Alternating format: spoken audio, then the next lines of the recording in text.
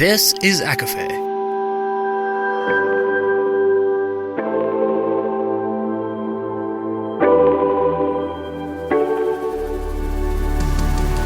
Laura Marie and Jessica Marie proudly present a collection of fandoms and exploration, a podcast. Fair warning, everything the hosts say is explicit, full of spoilers and adult content, and shall not be used against them. They have opinions. Let's try not to drag anyone for expressing themselves and just have fun for an hour. We all deserve it. This episode contains spoilers from the 2009 movie Star Trek, with mentions of Star Wars, Avatar, Superman, and Crossroads. For full list, please see show notes.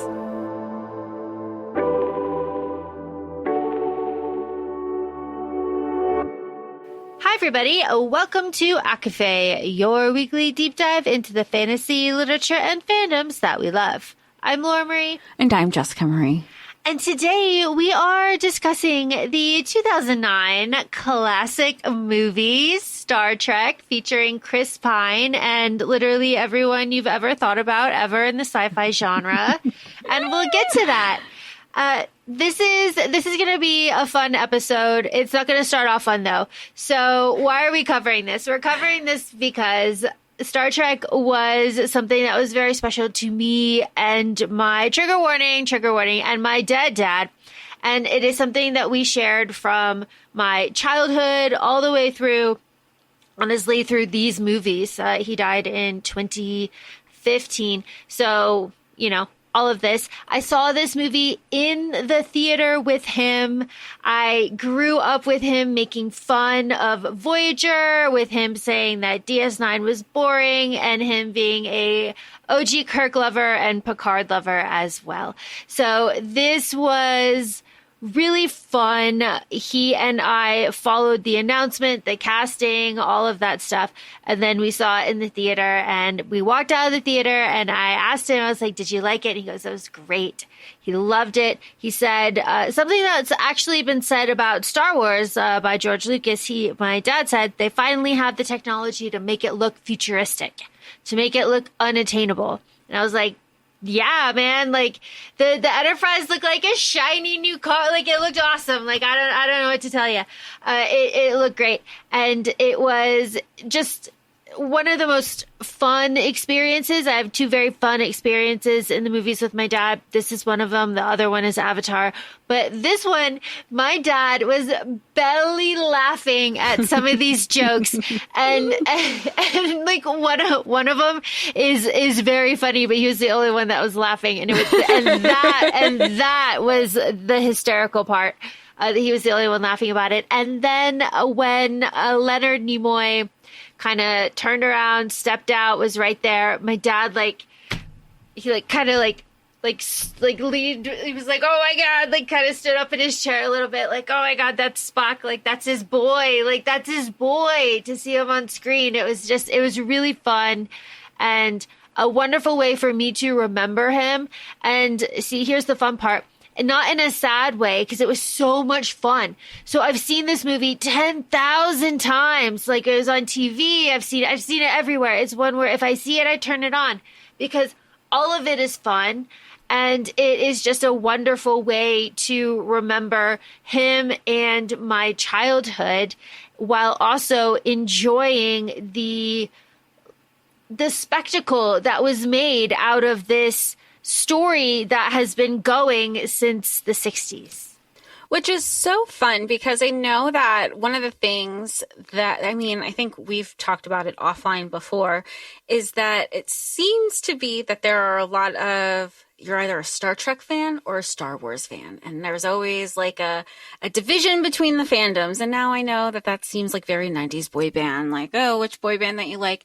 And also maybe it's simmered down now that there is room to like everything and you don't have to be so divided. But I recall there was a time that it was very divided. And you are, talking this through, I was like, I think my biological mom loves Star Trek. And I would just ask her to change the channel, and she would be like, no, you could go in the other room if you don't like it. And I would always go in the other room.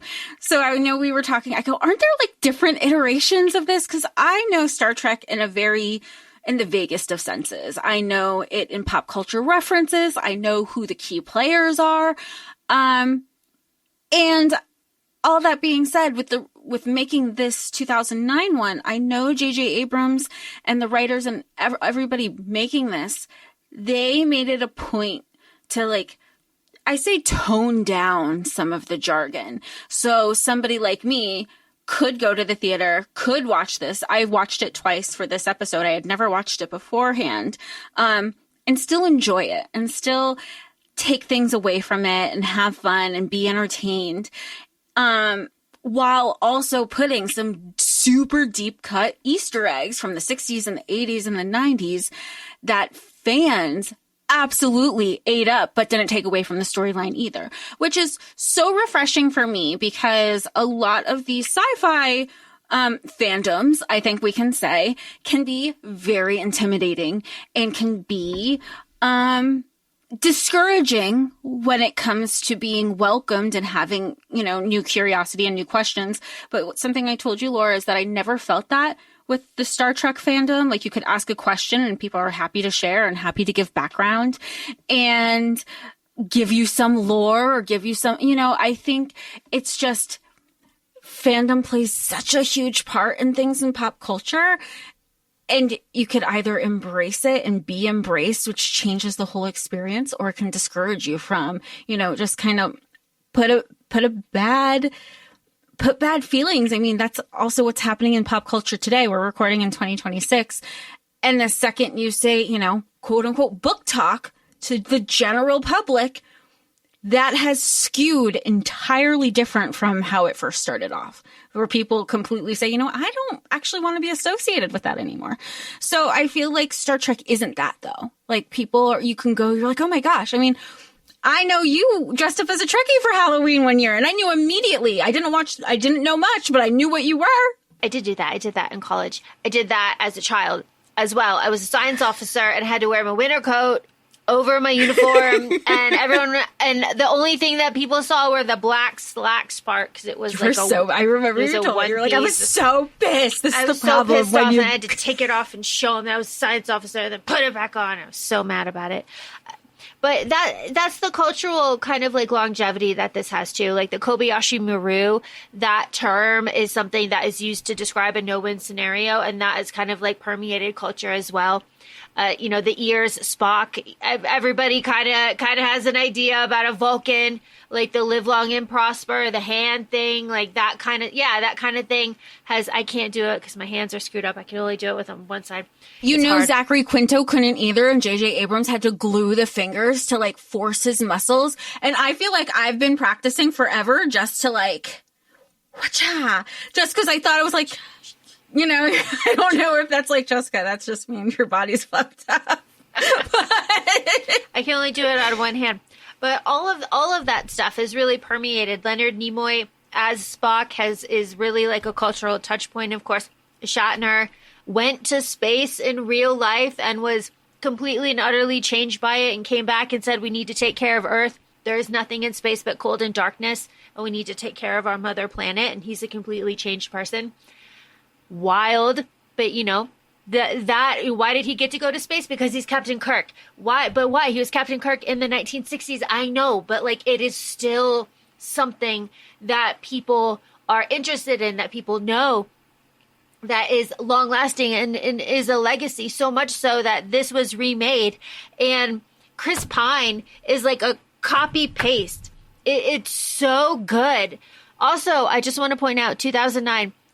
Chris Pine's skin is not excellent here, and it is really nice to see. It is really nice to see real texture. You know what is not nice to see? Whatever the fuck was going on within Winona Ryder's mouth. Because what were those? What were those? I didn't realize that Winona was in this. Like, I didn't, not like the first time. It kept saying, like, again, I watched this through Amazon Prime, so it was like the pop-up video facts. And I go, Winona where? And I really had to go to IMDb and be like, oh, it really is her, because I just didn't put the two together at all. And they aged her, but they didn't age her to an actual age. it didn't make any sense. So, and again, I was like, wait, that's a huge name. How have I not seen her yet? At least like Eric Bana, I had an excuse to be like, Eric Bana's in this too? Yeah, but he's in like the face paint with the ears. You can get a pass on. I called him Bana. Evil Spock for a while because it was literally the same ears. I was like, okay, so Neos are the They're not Evil the Spock. same. Oh, don't be racist. Don't be racist. They're two different races. Don't be racist. No. I knew that. But I was like trying, again, my first watch, you have to like, I was telling Laura before we started filming, she was like, okay, so here's some questions you might have had. I go, this was the first time I didn't have any questions. I just was like, turn it off. I turned off my brain because typically with sci-fi, I'm like, this doesn't make sense. What do you mean, blah, blah, blah. But when you told me they were in Iowa, even though we had futuristic infrastructures shadowed in the background, I said, guess we're in Iowa. Sure, that makes sense. Oh, look. There's a farm boy. It's just like Clark Kent. Sure, we're going to keep going with it. Everyone will excuse her comparisons to Superman. We understand. We understand.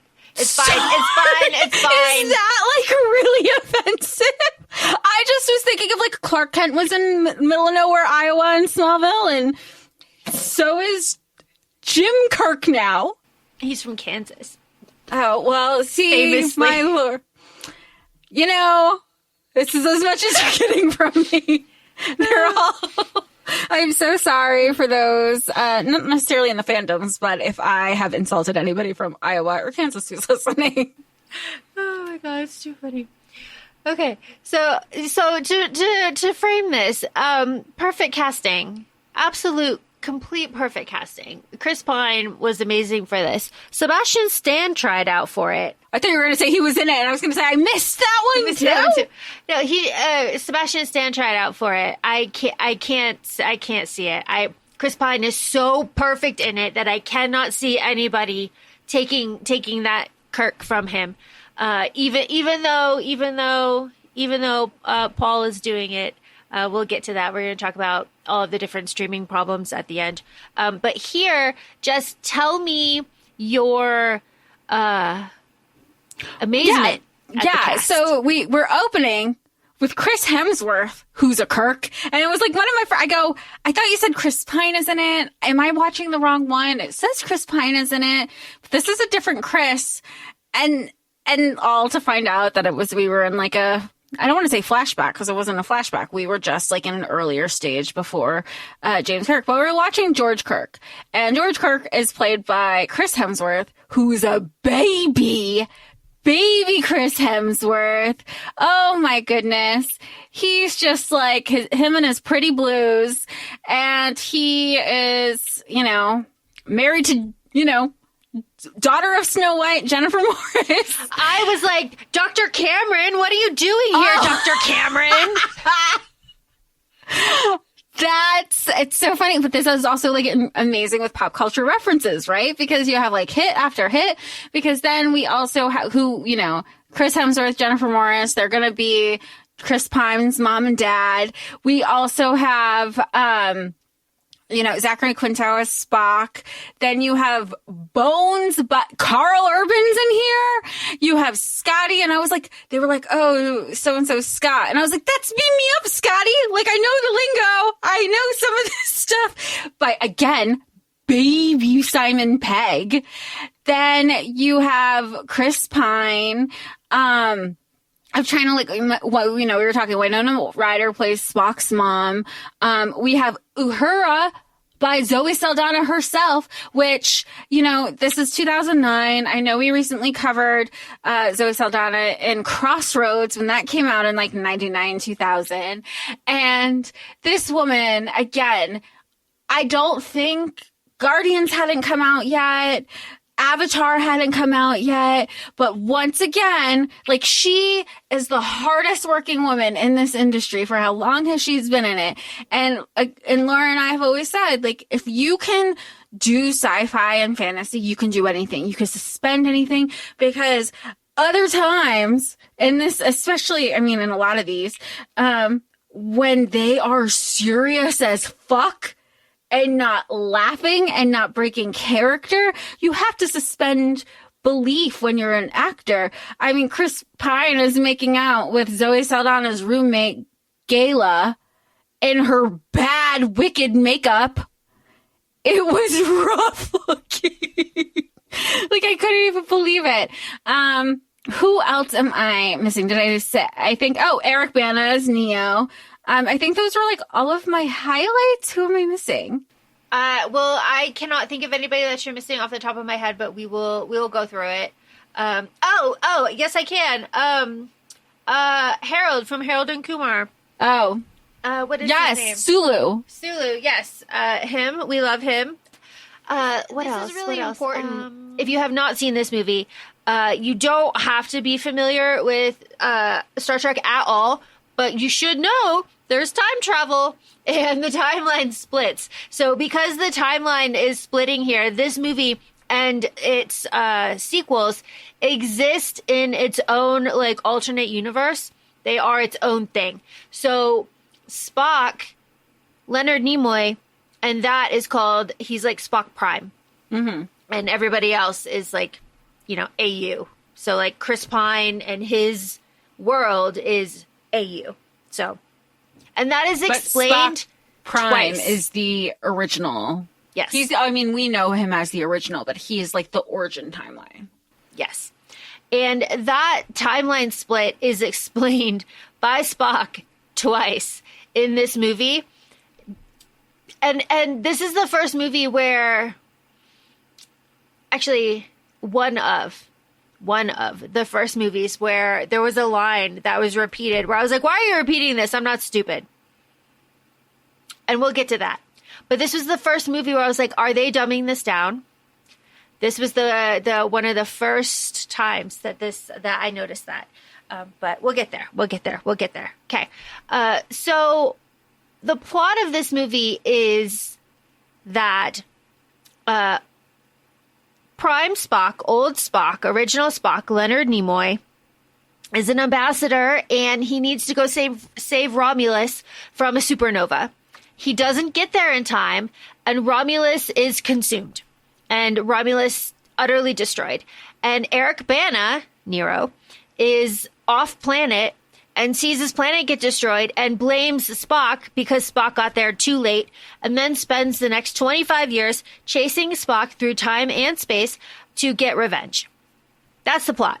Along the way, shenanigans ensue, and this timeline goes into Chris Pine Spock's, this universe where we have our movie set. And that timeline shift allows anything and everything to happen in this new universe because we are not beholden to the original lore. So that's why everybody can see this as accessible. And while there are nods to the original series, they get less and less as it goes on because this is its own kind of thing now and it has separated itself. But this one, we're still like really firmly attached. Like Leonard is here with us. And so the beginning is like the sacrifice of Kirk Sr., and he goes down with the ship, and Jennifer has our Kirk in the rescue shuttle, and then we are stealing the red car in Iowa. What's the problem, officer? We love that. We love an opening scene. Yeah. Who's like, it's clearly also defining and like showing his character of he has a mind of his own. He's very like strong-willed and free-spirited, and it's setting the precedence of like the type of kid he was with like assuming his stepdad because now his mom is back in space. Yep. And he's a risk taker. He defies authority. He'll cheat. What are you going to take me for? I don't have a car. Like, what? You saw me earlier? No, you didn't. So that childhood is immediately, we're shown Spock's childhood at the Vulcan Academy, which is very rigid. Of course, he's going through all of his training. He's bullied because, of course, Spock is bullied because he's half human, half Vulcan. That is Spock. That is his eternal internal struggle. And he gets an emotional response and beats the shit out of these kids, as he does repeatedly, beats the shit out of people. As he does and as he should. They are, I mean, they're bullies, yes. And then they're preying on the fact that Spocks are typically, they don't evoke emotion. So they love taunting him because he's half human. So they're always trying to be like, quote unquote, get him emotionally compromised. So I think it's funny because then the kids are even like, oh damn, like, have you not learned? He's gonna kick your ass. Like, there's never a question. Like, why and then you act shocked.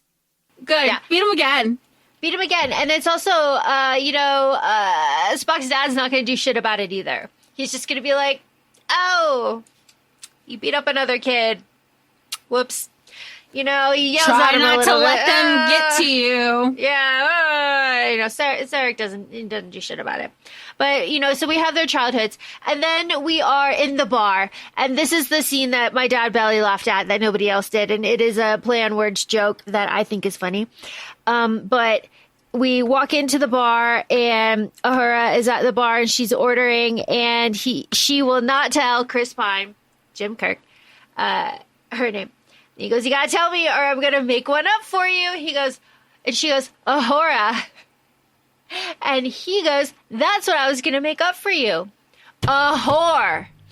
And my dad laughed so hard. And he was the only one. And now I laugh every time because I remember his belly laugh. And I asked him, I was like, that really got you? He was like, I was just really surprised. He was like, I didn't expect it to be funny. And this is another kind of thing. He didn't expect it to be funny. And like Star Trek is funny. Like, oh, okay. And like Star Wars is supposed to be funny. Like it's supposed to be funny, but Star Trek is funny. It's serious. Like, of course it's serious, but like the funny stuff, it's like X-Files. The funny stuff is really, really funny.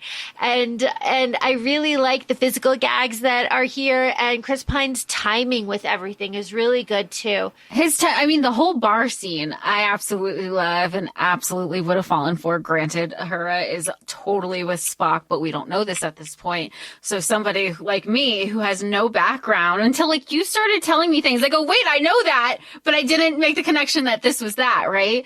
And it's just like, go back to the farm and like fuck some animals or something. And he was like, not just the farm. I was like, it was funny. And then even when she was saying, he goes, oh, and I got her shots. And she goes, she's got her own shot. Like, yes, she does. Yes, she does. You go off, Zoe. The whole scene was great. The delivery, and I know I'm jumping ahead, but the guy who confronts him in the bar, who's part of Zoe's team, later on, when he has the latest delivery of "Come with me," pause 5 seconds, cupcake. Could we not have just like edited that in post to like tight? No, because he's dumb, so he has to like. Right? I understood like what it was. Like he is a dumb man who like felt like I have to give him, a feminist, like a feminine nickname to like downsize him and make him feel emasculated. And Chris Pine's just like, what? Okay. And then, of course, Chris Pine gets his ass kicked, Yeah. There's 4 of us, there's 1 of you. Get more guys. It'll be a fair fight. Classic line. Let's go. And then we have our whistle and our introduction to Captain Pike. And let me tell you, Captain Pike can get it. Every iteration of Captain Pike can get it. He's always a calm pillar of strength, of wisdom. And he's got that gleam in his eye a little bit. He's always kind of rooting for you. And he can also whoop your ass. Captain Pike is not to be trifled with. I fucking love Captain Pike. Always, always, always, always. And I love him here. You can whistle really loud. You know that? Amazing. Because, again, they're Navy kids. This is the Navy. Like, the Federation, I asked Jess, do you know what the Federation is? The Federation, a collection of planets that all adhere to like the same rules and guidelines. No money, no war, no disease, bettering humanity, bettering education, exploring the world. Like their whole thing is like when money and disease are eliminated, humans are allowed to progress infinitely, and you're allowed to just explore and do whatever, and crime is basically non-existent. So within this world, that's kind of where we are. And I just love like these, they're cadets, they're Navy kids, they're about to ship off. So this is their last night at the bar. Here comes their commander who sees them in a bar fight. It's just amazing. And so the connection here is that, Kirk has grown up. His dad obviously died. We know this. We saw it. It's Chris Hemsworth. Captain Pike wrote his dissertation on the USS Kelvin, so he knows all about what happened to George Kirk. So then he sees this meeting as serendipitous. He's like, I couldn't believe it when the bartender told me who you were. Like, holy shit! Like, who am I, Cap? You're your father's son. All of this back and forth. And what ends up happening is, Captain Pike's trying to recruit him, obviously, but what happens is that Captain Pike he just knows, and he goes, listen to me. That's all I'm going to say. Your dad was captain of a starship for 12 minutes, and he saved this many lives. I dare you to do better. And of course, he can't stand that. He's like, I dare. Well, that was exactly what you needed to say to get me on that goddamn transport. I love it. Because Pike already knew all his scores, like basically like his ASVAB. Like your testing is insane. You have you can do all the you have no physical limitations basically. So are you being a chicken shit? Mm-hmm. And you give someone with that type of ego a challenge, he comes back and and Pike is saying like, look, you have this, here's your timeline. You can have your own crew and your own ship in 4 years. And then again, to the ego, you have Jim coming back saying, I'm going to do it in 3, actually. Mm-hmm. 3 years to officer, 8 years to captain. Let's do it in 3. Do it in 3.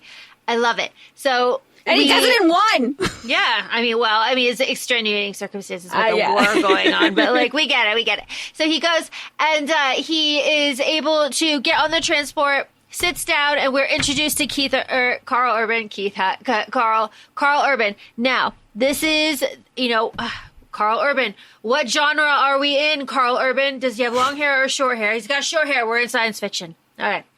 Thank God. I'm grounded by Carl Urban's hair. I know what genre I am in. I'm in science fiction. I have to say that I am constantly in awe of Carl Urban and his ability to not be Australian. Or is he New Zealand? I'm not sure. To not be that and to have just a flawless accent, because his accent is so good. He's just like the casting, the cadence, like everything. It's so good. New Zealand.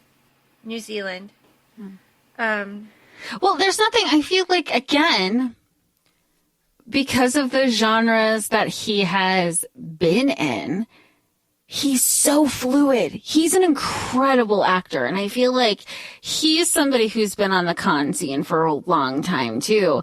And there's something to be said about sci-fi and fantasy actors that... if you can do this genre and do it well with respect, you can do anything. Because I feel like you can because I just saw the recent trailer of The Boys.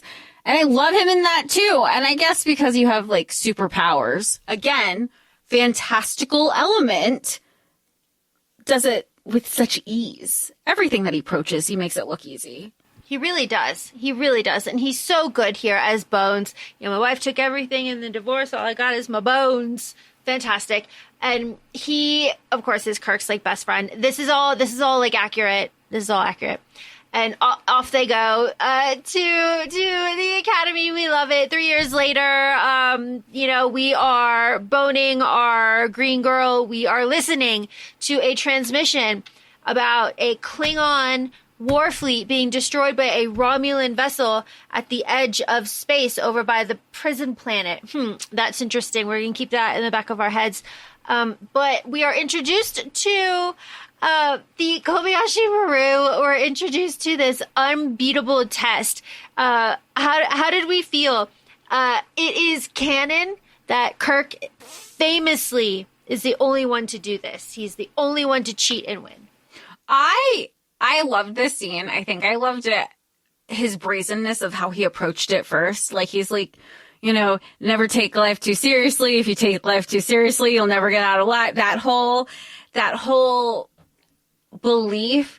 But then I like the aftermath of beating the test and telling Spock, he goes, "You're pissed that I beat your system.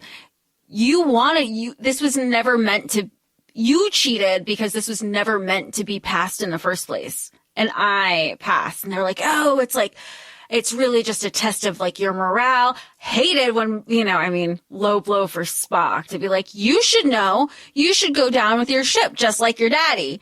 And I was like, ooh, the fact that Chris Pine did not throw hands, like Jim did not throw hands in that moment. But he's also not wrong. He goes, you can't go around and tell people that this is how you're going to pass the test, because there's no way to pass it unless you're not taking it seriously. It's so good. It's so good. They have their little battle in front of Tyler Perry. Tyler Perry is the judge that is giving the academic suspension and awarding him his accommodation at the end. Hello, Tyler Perry. What are you doing here? Fantastic stuff. I have the right to see my accuser. You just don't like that I beat your test. Great. But from there, we are immediately called into battle. Everybody else is in the system. We got to go. Suit up, get on your post. And this kind of disbursement of all of the cadets is really fantastic. I do want to mention that Spock is such a mama's boy that when he had to choose which college to go to, Starfleet Academy or the Vulcan Science Academy, he got into the Vulcan Science Academy and they insulted his mama and he said, "Live long and prosper, bitches." He really did. He really did. Well, and remember, I'm asking you, remember, like, you haven't seen this a million times. When they were like, oh, because he's even like, "Mom, I'm kind of like, I don't want it to be a reflection on you, and I think of you." And she's like, "Son, I love you no matter what." And then he realizes how much he's just like, "You know what? No, I don't want to be anything like these people." And then they were like, "Oh, nobody's ever turned, no Vulcan has ever turned us down." He goes, "Calm down. You can still be your little prestigious uppity selves. I'm only half Vulcan." So you can go eat it. Live long and prosper. It's so good. All right, back to where we are. We're dispersing. This is where we get the first real inkling that Spock and Uhura have a thing, because she doesn't get the assignment that she wants, and she goes over to him and she's like, "Hey, change it." And he goes, I changed it. Which I also, she came with receipts, because it wasn't just like, "Give me the assignment that I want because I'm your girlfriend." It was hey, are my scores not better? Have I not been leading? Am I not the strongest, most capable candidate? Then why aren't you? No, you're right. You are all of those things. She goes, then why haven't I earned my place on the place that I need to be? And he's like, oh, and it's the same thing. I mean, you see that discussion happen overall, where it's like, especially when you have like favoritism, if you have like family connections or friend connections, you're thinking you have to overprove and overextend yourself. So it doesn't give anybody to think, oh, she only got this because of X, Y, and Z. And I really love that she put him in his place. But that's also Zoe Saldana's character. Every character she's taken on has always been a strong female character. Well, we love to yell at men, so it's fantastic, especially powerful men, and he outranks her. So I love that he's just like completely cowed. We love it. More of that. Yes. And what follows is my favorite sequence. This is my favorite sequence of the whole movie, and this is Bones taking pity on Kirk because he's not allowed, because he's on academic probation, to join in the mission to go to Vulcan to answer their distress signal, right? he's not allowed. But Bones sees him like sitting there, like scuffing his feet, and feels real bad for him. So he injects him with like mud fleas, flu or something. And then what follows is my favorite sequence of medical symptoms happening to Chris Pine in like increasing severity as quickly as he's trying to piece together what is happening, because something has like really jogged his memory. He hears Chekhov's shipwide announcement about a lightning storm in space, and that connects him to his dad and his birth and that happening. And then Pike knows all of this, and he needs to verify it with Zoe Saldana, and then he needs to go tell Pike about it. And as he's doing that, his hands are swelling up to the size of melons. He's got numb tongue. I can fix that. He's got flop sweat. He's lost vision in his left eye. He can't walk. It's hilarious. And it gets to the point where Kirk is running to the bridge, and Bones is behind him with the tricorder in his hands. And he's like, Jim, you gotta keep your heart down. I'm not kidding. Like, I've never seen a reaction this severe before. Not since med school. Like, relax. It's so funny. And the effects are so funny. Like, his hands are just hilarious. Comically. He makes this noise before. So it's editor Sam's favorite part too. So the gag is his hands are beneath the camera, and Chris Pine's like kind of swaying in the bed, and they go, "Oh my God, Jim, your hands!" And Jim looks down, sees his hands, and makes this like shriek. He goes like, "Ah!" And then he pulls them up, and they're enormous, and it's just so funny. The timing is funny, the gag is funny, all of it is funny. And we take this very funny, like, I don't know, 3 minutes or whatever it is. And then we go to the bridge where he is frantically trying to get Pike to understand and explain what he's saying about like connecting everything about Vulcan being under attack. Like, it's not a rescue mission. And it gets to the point where they're all screaming at each other. Like, all these men are very emotional and screaming at each other on the bridge. But eventually the facts are laid out in a concise like manner, and everybody agrees that we're walking into something that was unexpected. So it's red alert, battle stations. Here we go. And I have to tell you, seeing this in the movie theater was an experience on that big ass screen with this big ass ship, especially moments like this where the silence of space is kind of a character as well. So you're going from these big moments, and then it's quiet, but there's so much happening. Well, those moments that were quiet like that, I definitely was playing around with my volume thinking that I turned it off. But I imagine, like, just like the ocean, the space is like that. I'm not going to pull a Katy Perry and try to figure it out whether she actually did or not. But it can be daunting. And that, I think, alone is scary. I mean, space is scary. You're going to keep me on this earth dead.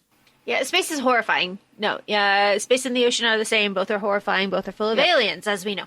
So just no, absolutely not. Absolutely not. Full of disease and despair, wrapped in darkness. We know. Thank you, Bones.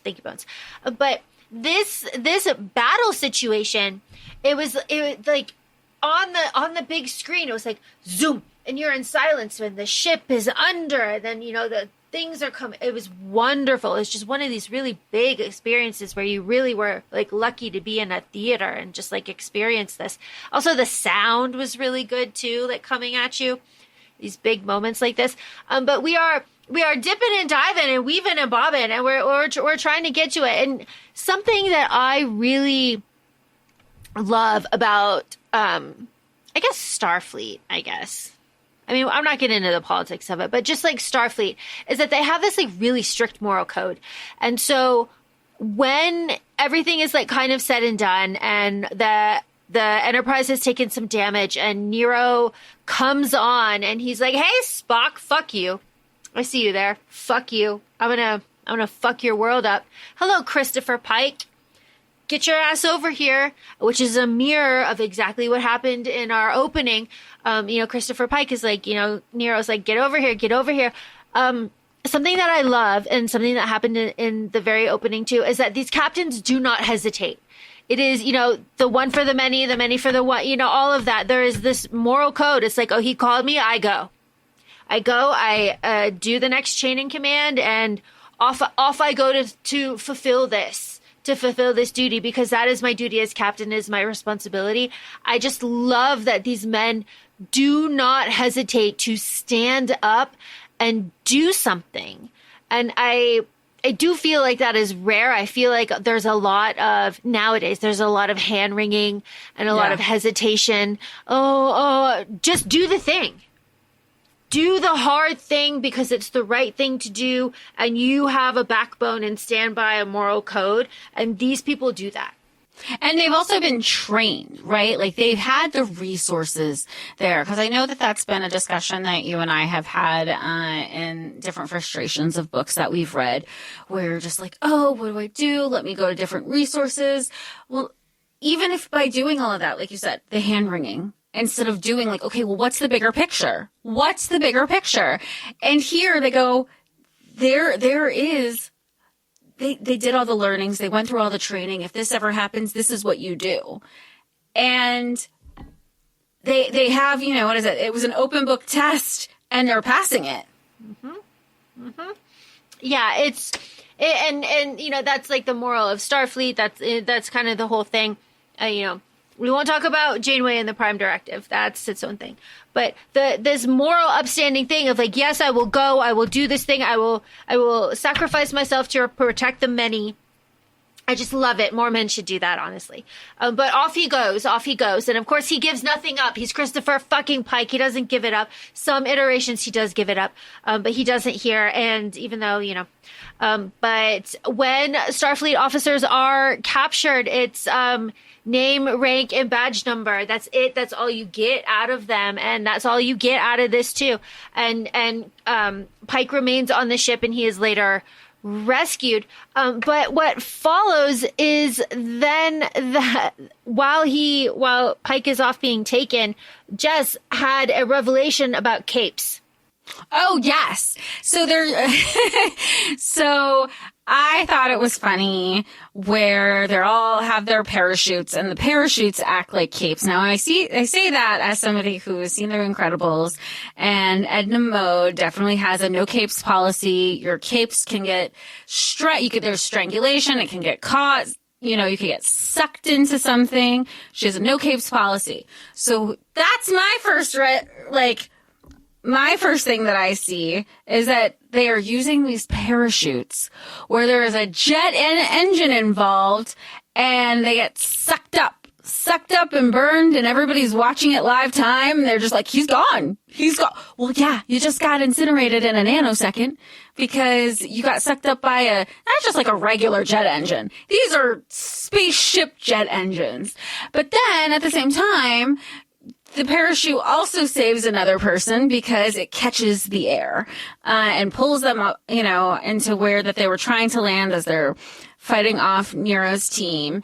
And then you have Sulu, who falls off the platform, and Jim goes to dive for him, finally catches up with them, and because of the speed and the velocity they're going, when Jim opens his parachute, it gets snapped off, and now we're free falling. So, roller coaster of emotions with these parachutes. The only thing I've learned is that they don't help. Here is something else that I will teach you about this. Anybody that is familiar with the fandom knew immediately that man was going to die because he was wearing red. This is the Star Trek is where the red shirt came from. If you're wearing a red shirt, you're going to die. The red shirts die. Like, this is where it came from. So he's in red. We knew. Okay. We knew. But again, someone like me who hasn't seen and knows this, can go into and watch this movie and enjoy it, be like, oh my God, what are we doing? Yes. Although red shirt is pretty standard. I feel like I've never picked up on it. But No? you're saying like the origin of the red shirt theory started here in Star Trek. And now I feel like when I watch things now, You'll always going to see it. Yeah, you will. It's so funny. It's also like the away team. It's like if you have anybody that isn't like your core four, they're all dead. And they're always in red. You know, it's just one of those like really funny things. I just love it. I love it so much. But yeah, that's exactly what happens. And then we have, and of course we love this, Chekhov displaying his transporter skills because he's able to lock onto a moving target and transport Sulu and Kirk off of Vulcan, which is exploding. Safely, which the regular transporter tech was not able to do. And of course, just a few minutes later, he is unable to save Winona Ryder as she falls to her death as Spock has to go and save the elders of Vulcan from their ark. They put themselves in the ark because the planet was exploding and they didn't, where else are they going to go to preserve the culture? So they go to the ark. Spock goes and gets them. Chekhov beams everybody out, but Winona Ryder and her bad teeth fall away and she is gone. And that sucks because fucking everybody saw it. It happened in front of fucking everybody. And it's not Chekhov's fault, right? It's not his fault.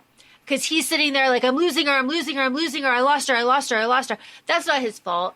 Like, he's trying his absolute damnedest to do an impossible thing. And he got everybody else. She was like actively following. It's not his fault.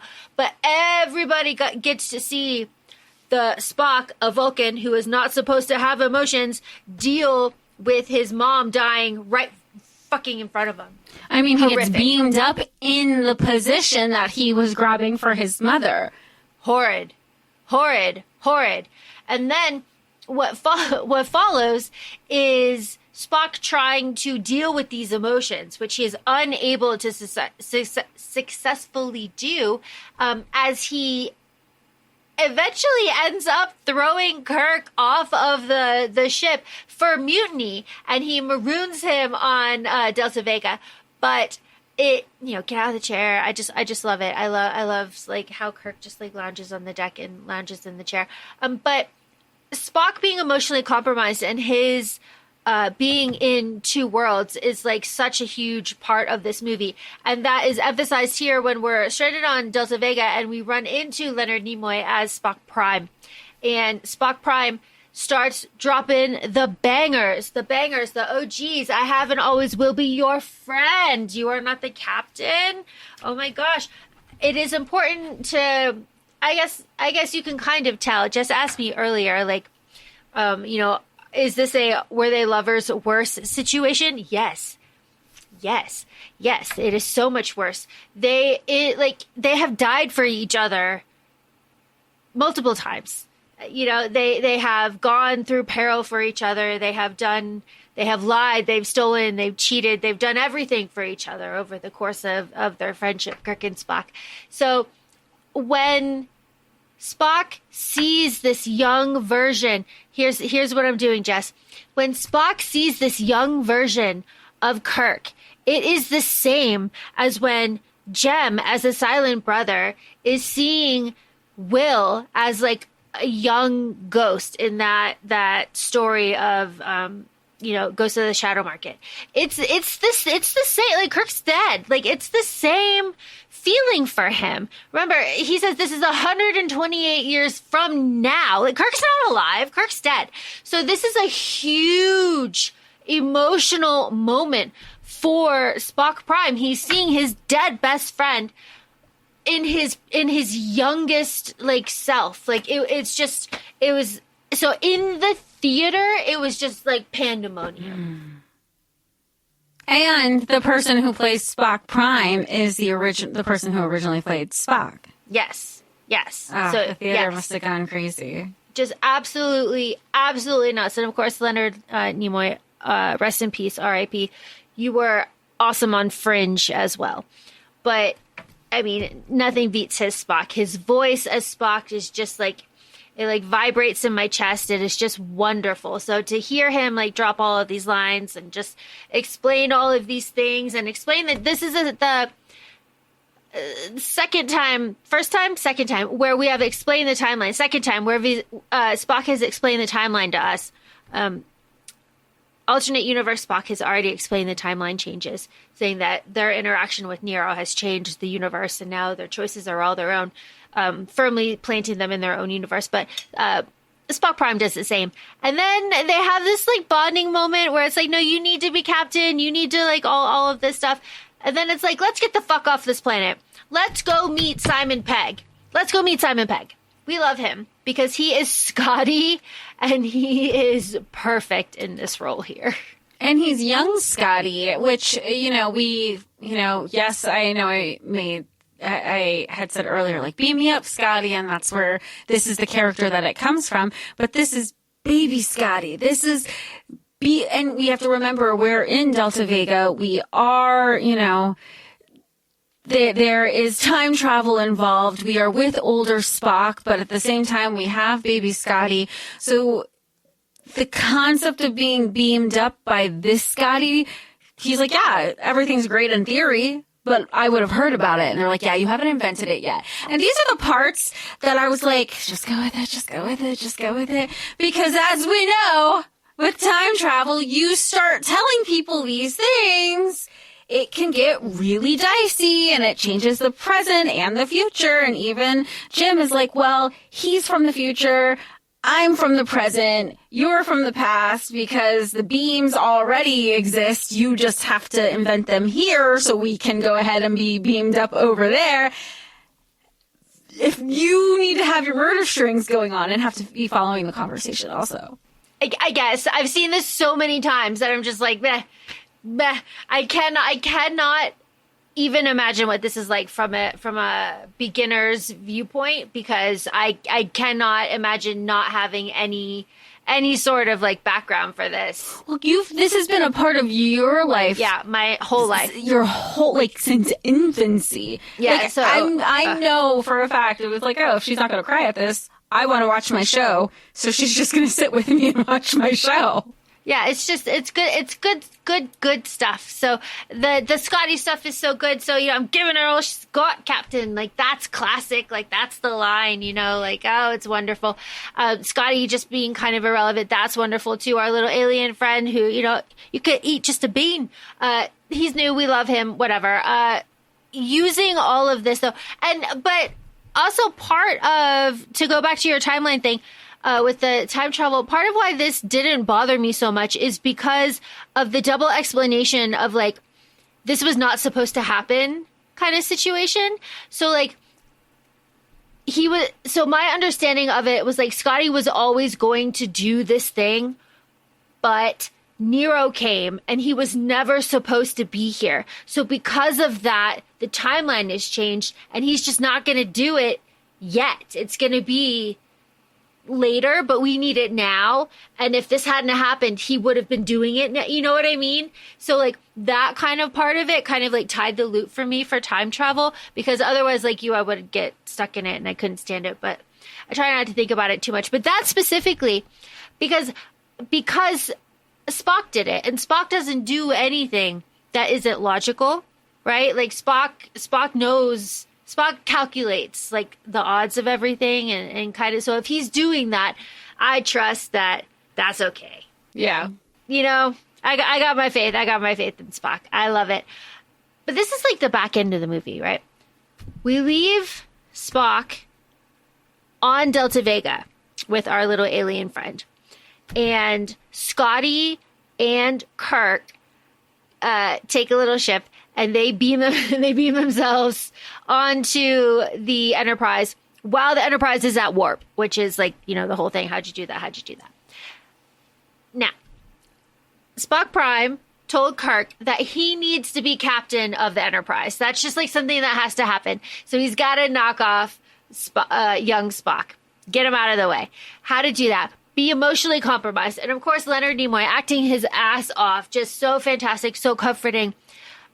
Jim, I just lost my planet. I can tell you I'm emotionally compromised. Oh my God, the acting. That's a nothing line, but the tenor, the voice, like... That might be my favorite moment with Spock Prime. He's like, you, now it's on you to show externally. And it's also him remembering himself. Like, I just lost my planet. My species is endangered. My mom died in front of me. I'm emotionally compromised. I loved that. He goes, now it's on you for everybody else to see it. Because, I mean, isn't that the whole thing also in real life, too? To be like, yeah, of course they look like they have their shit together, but say the thing that's going to make them snap. I love it. And, of course, the thing that makes Spock snap is insulting his mama. He can't stand it when you insult his mama. So that's what Kirk does. He goes up there and he insults his mama. And then Spock takes a swing at him and almost fucking kills him. He gets so close. Well, and also Spock Prime tells Jim, he goes, look, this is like Stargate rule or Starfleet rule 619. Like, this is the specific one to be emotionally compromised. So I'm thinking Jim's going to say it at any point, but it also makes sense because Spock is like Spock current day, not Spock Prime. He is such a logical person. He doesn't need that to be reminded. He's like, I just realized my actions are directly connected to me having to remove myself. Absolutely. It's good. Oh, it's good. So, and he does it right in front of his daddy, too. His daddy's like, Spock! It's good stuff. Right? Daddy only yells. He approves of everything Spock does, so we love that. Yeah, I feel like, in a way, his dad kind of has FOMO that he doesn't get to have the emotional outburst. He's like, because again, later on, before he, initially when Spock was younger, it was very much well, I married your mom because it was logical. I know, because he was questioning. He was like, Dad, then why'd you marry Mom? Like, you married the Earth woman, not me.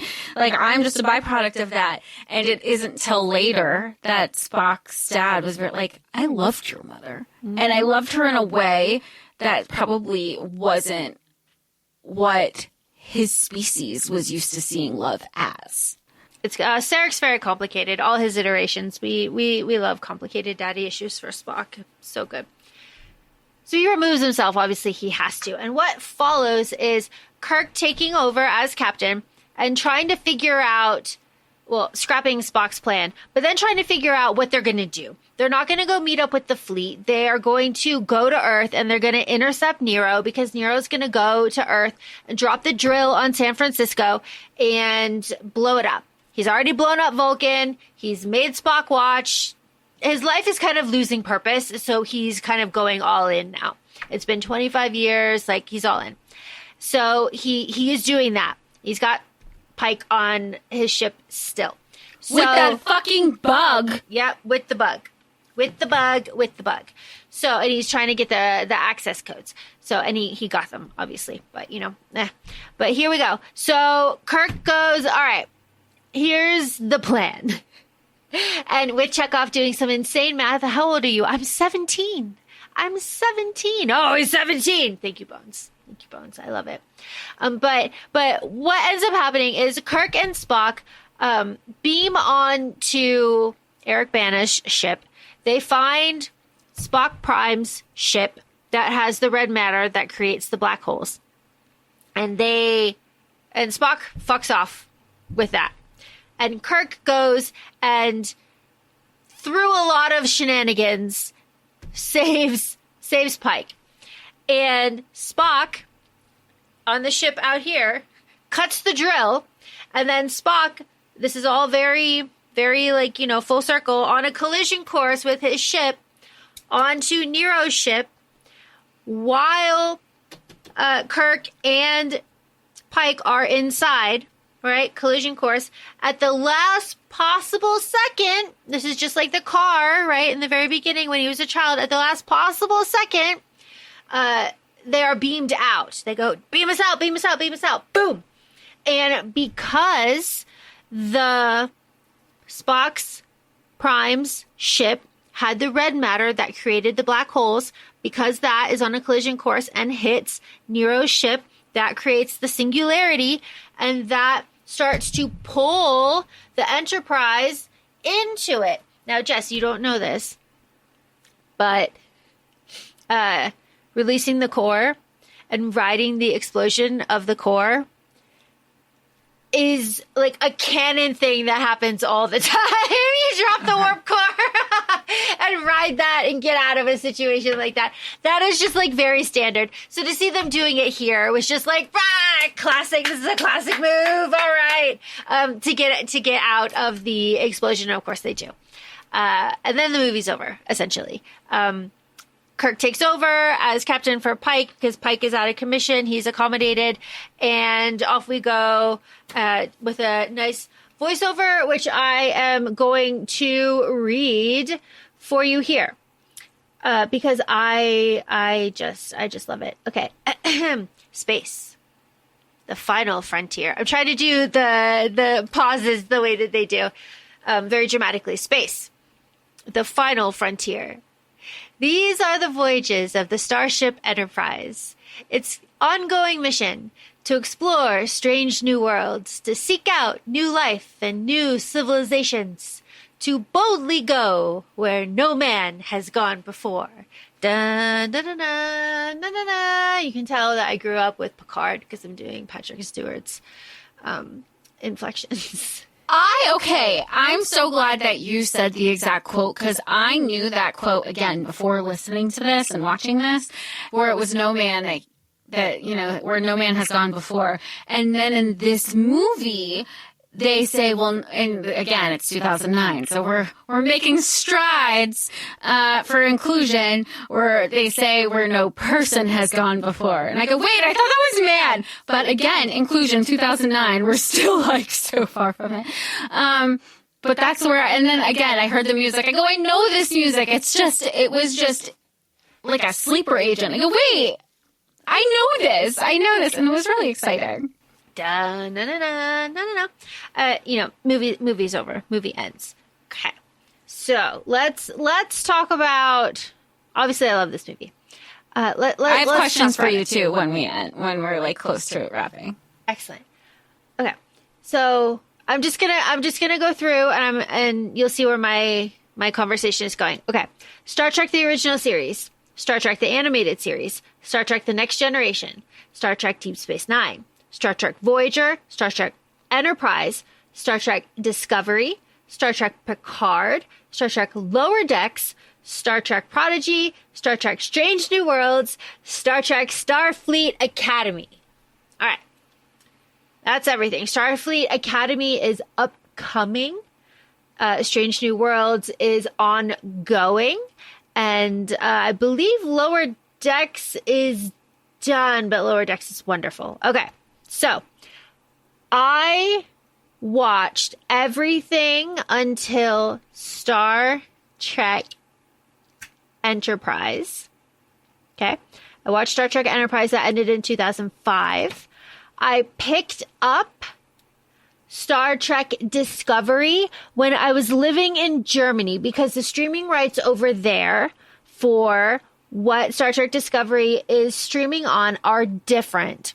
And so I was able to watch Star Trek Discovery as it came out every single week. It was weekly episodes. That was like when CW used to do like immediately the next morning we could watch it on Netflix. But if you couldn't watch it on the US Netflix until the season was wrapped for the entire year. Yep. So the rights are just different. So I was able to really enjoy most of Star Trek Discovery. I watched that primarily for Michelle Yeoh. And then I watched half of Star Trek Picard, but Patrick Stewart's old, man, and I don't like watching that because it just makes me sad. And then again, Star Trek Lower Decks is an absolute banger. Star Trek Lower Decks has something that editor Sam loves, which is the replicators, which is how food is made on space stations, Jessica Marie. They have a replicator. So they have like ingredients, but then to make it for everybody, they replicate it over and over and over again. Okay. So the replicator is broken. So one of the characters on Lower Decks, this is just Sam's favorite illustrating of something being wrong, right?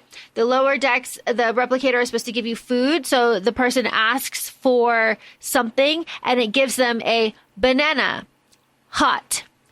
and a hot banana. And to perfectly illustrate that the food replicator is broken, because that is something that no one would order. And it pops out like a steaming banana. It is hilarious. I absolutely recommend that you watch it.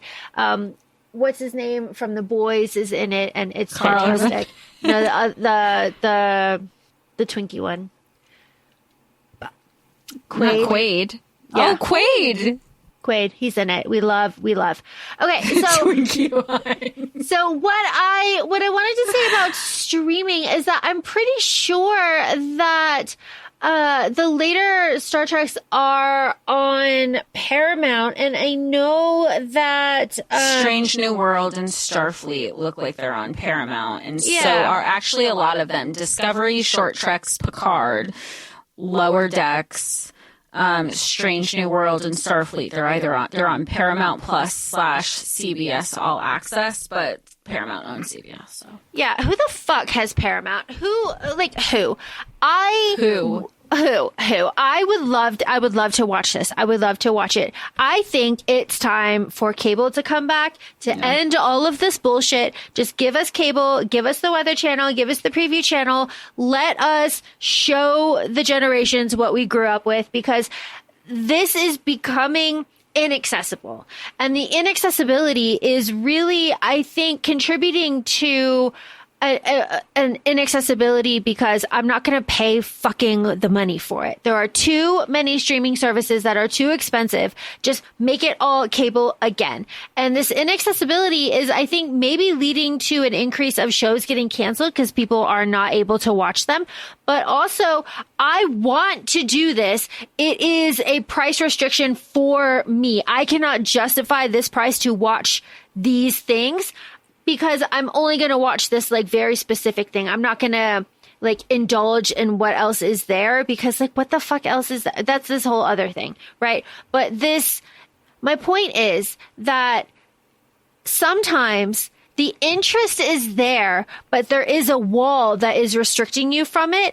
And I don't think that executives are really taking that into consideration, and they just cancel things. And it didn't work. Oh, it didn't work. Oh, it didn't work. Lower the fucking price and make it accessible for people, and maybe it will work. And maybe you'll make your money back that way. But I just don't think that there's a conversation there. There's absolutely a conversation there. And I mean, I'll add on to the fact that not only are executives blocking not making it accessible, but not being able to say like, okay, there is a demand. Say you and I wanted to like, let's watch a show together that we've never watched. We'll split the account and we'll share it. But now because they have restrictions there, you can't. And I understand from like a very capitalist perspective, their bottom line is lining their pockets. But then they'll go ahead and, like you said, they'll cancel shows, or they're wondering, oh, why aren't we making money? Because you keep making shows that nobody is buying into your streaming services, because it's at a point where people are prioritizing. I have canceled my Hulu. I think I have canceled everything. The only reason I have HBO right now is because I had like a $2 special on Black Friday. Like it's like $1.99 for a year or something. And Netflix I had because I moved, I have it for free with my current cable package. Like, oh, you have a whole new. That is why I have those things. I don't have Paramount Plus. You know how many good shows are on Apple that I know people talk about and are award winning? I just don't. It's not something that I can afford. It's not in my budget, and people are going to prioritize. And then you add on top of that you have series that aren't consistent with their when they release anymore. At least there was a point where you say, okay, well, I'll at least consistently pay for Netflix because I'll always get the entire series every May when something drops. The studios aren't releasing series on the streaming services at a consistent rate anymore either. So, I mean, it is such a layered conversation, and that is coming with both of our professional backgrounds in media as well. So, I don't, they're not going to listen to us, they're not going to, but what do we know? We just look at the numbers, and I mean, this adds to like, what was the conversation we had a couple weeks ago about how women drive the economy? Yeah, women drive the economy, which is really funny because especially when you're talking about something like Star Trek, you feel like a lot of it is like men and like men kind of dominate the sphere. It's not true. There are so many women here. There are so many women in the community. There are so many fantastic like women characters too that you can like really pull from. And there are so many shows. There's just so much here that you can like really love. So it is not all men in here. We are like a very diverse group. And I think that is really wonderful too. Because the whole kind of thing is like, you notice a lot of humans, but there's a lot of like aliens sprinkled in there too. Like we're very different. We accept a lot of it's a whole thing.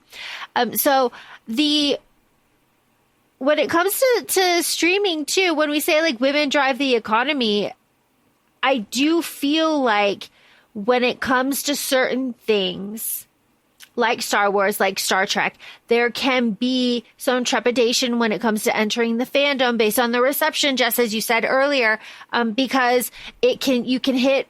Star Wars has a reputation for having like really toxic fans. I have been to a lot of Star Trek conventions. I've had a lot of wonderful experiences and I've had a handful of toxic experiences. Those were all with men, surprisingly not. I was like, surprisingly not. The women have all been really fantastic. And of course, like the people that I met at the conventions, like the actors and stuff, they were all really wonderful. This is not talking about them. But I ended up spending a lot of money at all of these conventions, right? I am like very active. I very much enjoy it. This was your first convention that you went to ever, or when you first moved up to like the tri-state area? Ever. That's what it was. I went to I believe the 20th anniversary of DS9 in Cherry Hill. Wonderful, wonderful, just fantastic. I have met the cast of almost all up to Voyager, I think. And if you're interested, I have pictures. I can share this.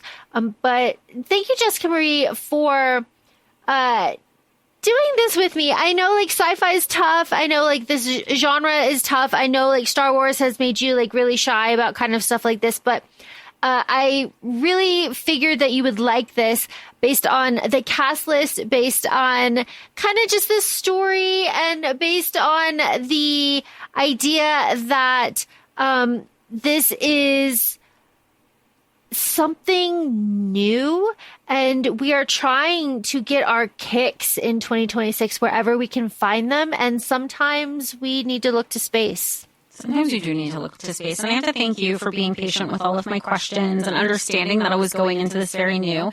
And I feel like this was a perfect starting point for somebody who, again, bare bones knowledge of Star Trek, and space can be intimidating and fandoms can be intimidating. And one thing that's been consistent as this particular fandom, since as long as I've known you, you're always happy to talk about it, and it's a pleasure. And knowing that it's brought me so much joy with you sharing it, what would you share with our listeners, like knowing that Star Trek isn't necessarily accessible right now with these streaming platforms? Do you recommend to start from scratch? If somebody was looking to explore, where should they start? Great question. I think it really depends on what you're interested in. So Shatner's stuff, the original stuff, is pretty campy. Like, it was cheap. They didn't have a lot of money. Like, there's no effects. Like, you just go with it. It's not excellent stuff, but it is foundational stuff. It is funny. Like, Picard's stuff is more serious, but he's a great character. He played, Picard, his little flute. And that is, I think, what a huge majority of people grew up on is Picard stuff. I would probably start with Picard stuff, and then and Picard stuff is Next Generation. I'd start there because that's what that's Will Wheaton. Like, that's the guest stars. That's everybody that was on Star Trek growing up. So that's important. My favorite is Deep Space Nine. It's basically the UN in space with a huge religious subplot and baseball. I love it. It's my and baseball. That seems out of left field. Not It's my favorite. Cisco. It has Dax. It's got Worf. It's got O'Brien. I love it. And something that I think is very special with Star Trek 2 is that not a lot, but certain fan favorite members of the cast of The Next Generation had permanent roles in Deep Space Nine. And then in Deep Space Nine, some of them had guest spots every now and then on Voyager. Not a lot, because Voyager had its own separate thing, but sometimes they'd pop up as admirals and stuff. And that was really fun, too. So, like, there is, like, a flow consistency through all of the plots. Voyager is the first female captain, and that is about her being lost in an uncharted area of space for years and working desperately to get home and breaking the Prime Directive right, left, and center to do it. And I love that for her. But again, from there, I kind of just like casually watch but I would start with Picard and then see how you like it.